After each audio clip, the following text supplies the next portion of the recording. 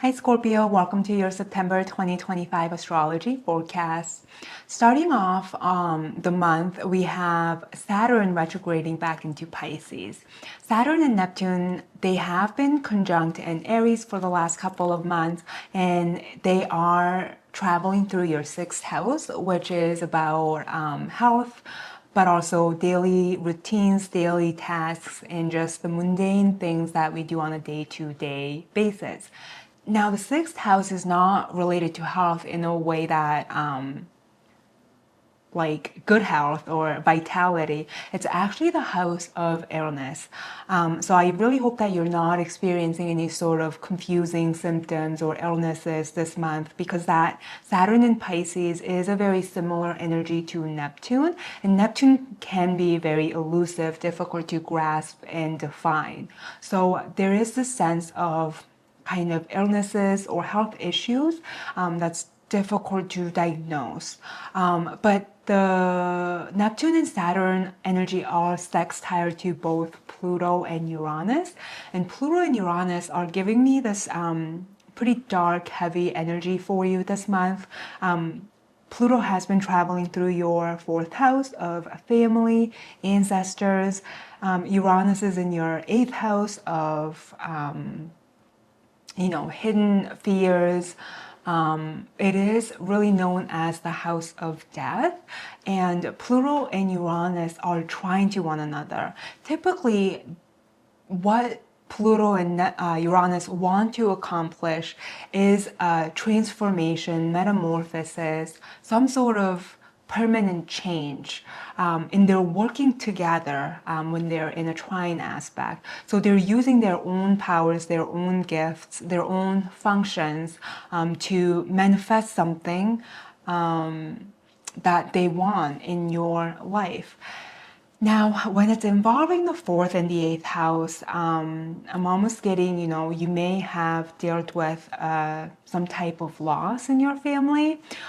Or this could be even talking about kind of like genetic or illnesses related to your bloodline. I'm getting some sort of karmic energy as well, and it feels like there's something is trying to like erupt from the darker realms or the underworld and surface to either get your attention in order to cause a permanent change so that your bloodline is no longer dealing with some sort of illness that maybe runs in the family.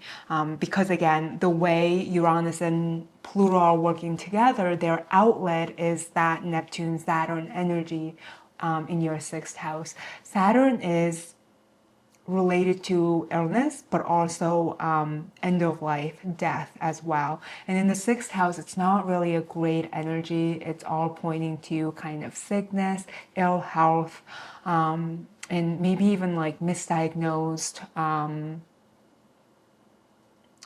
illnesses.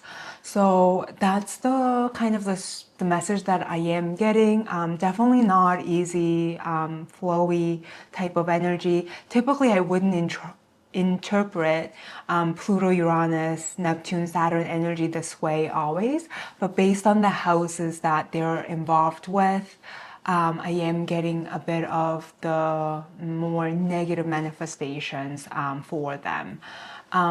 Moving on, we do have, it is Virgo season, so we have the Sun in Virgo traveling through your 11th house. So there's a desire to improve, enhance your social life. Maybe the communities that you belong in, there is some sort of a desire to make improvements there. We also have Venus traveling through your 10th house, so it's bringing in a lot of extroverted, outgoing social energy to your public sphere or your career. It was moving with Jupiter last month in Cancer, although that is a very abundant and positive energy. It was a bit more introverted and introspective. So that energy is shifting socially, where you have a bit more energy just to be out in the world, dealing with the public. Let's move on to the 7th of September. This is our lunar eclipse. So the sun and moon are opposing one another. The moon is in Pisces, aligning with the North Node, and this is all happening in your fifth house. We have the sun in Virgo, aligning with the South Node. When we talk about the South Node, we always talk about things that needs to be released or let go of, sacrificed. The South Node is always kind of pushing us towards the North Node because that's kind of the destiny or the calling where we're supposed to head towards. Pisces in your fifth house is a really beautiful, creative energy that's kind of based on a more intuitive, emotional, and spiritual elements. So there's some sort of call for you to express yourself in maybe even express your emotions in a manner that may not be like direct or obvious. Obviously, Scorpio, you like to be a bit hidden, possibly even behind the scenes. You probably are not feeling in the mood to just, lay it out in the open of like your emotional depths, maybe even the darkness within you. But this lunar eclipse is kind of urging you to work with your emotional depth in a way that there is an outlet for it. So if you are already a creative and you do this, maybe you write poems, maybe you draw, illustrate, maybe you write song lyrics. There's just this urge to develop certain type of skill sets that allows you to express and give form to that emotional depth. Now the full moon is all about culminations and it's coming to conclusions. So I feel like there is really a big transformative growth happening for you, where you are giving more room to the parts of you that no one else has access to. And then this energy kind of continues on the 21st of September when we have the second eclipse. This is the solar eclipse, and the moon and sun are meeting up at the last degree of Virgo, 29 degrees, technically in your 11th house, but they're verging on to your 12th house cusp.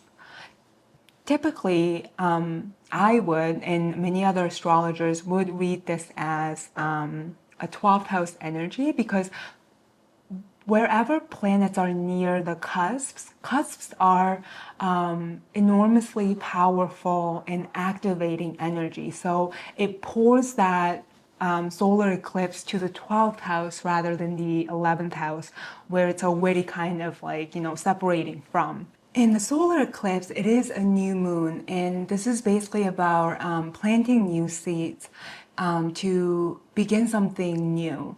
In the 12th house, and especially in Virgo, it's kind of asking you to plant seeds around what you do on a day-to-day basis, but something that honors and gives space and attention to the darker realms of your psyche.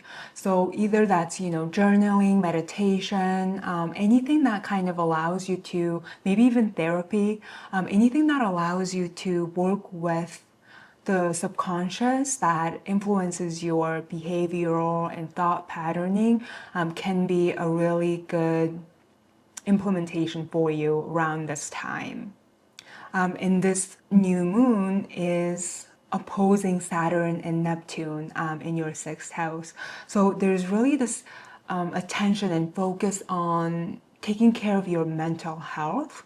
The Virgo is a Mercury ruled sign, and it really has to do with like your nervous system as well as the daily pattern of thoughts that kind of weave in and out of your mind, and sometimes we are so automatic when it comes to just allowing the thoughts to, run our day.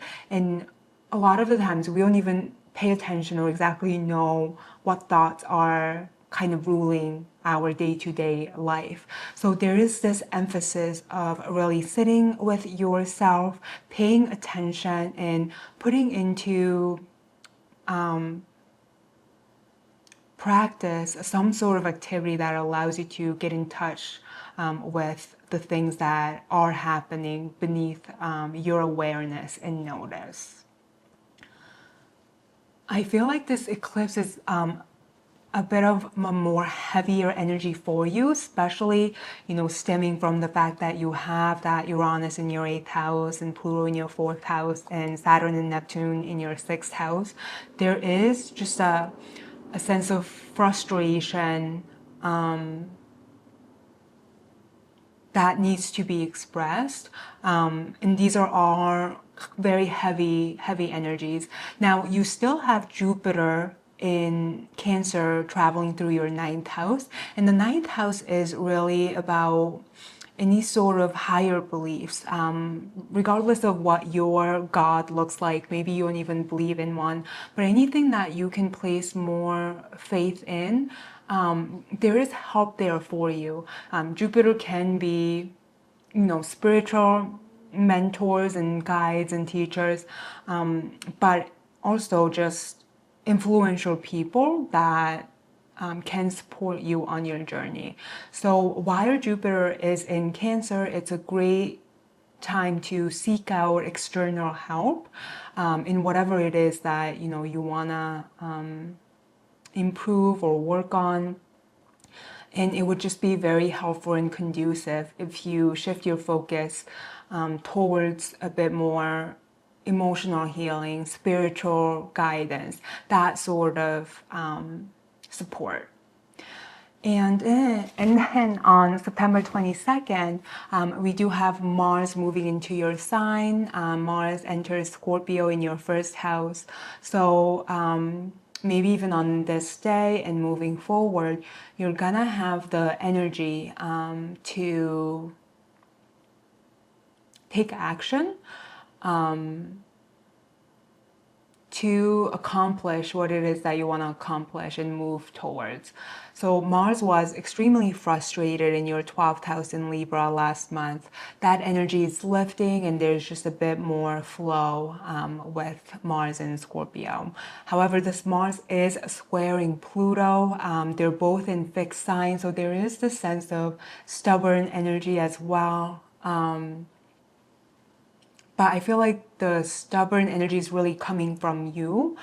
So obviously, it's really up to you how deep you wanna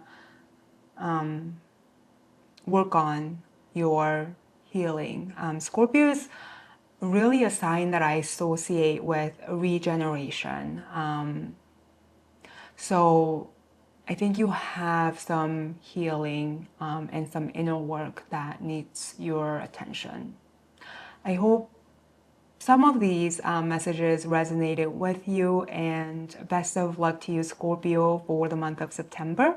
And I hope to see you in October. Bye.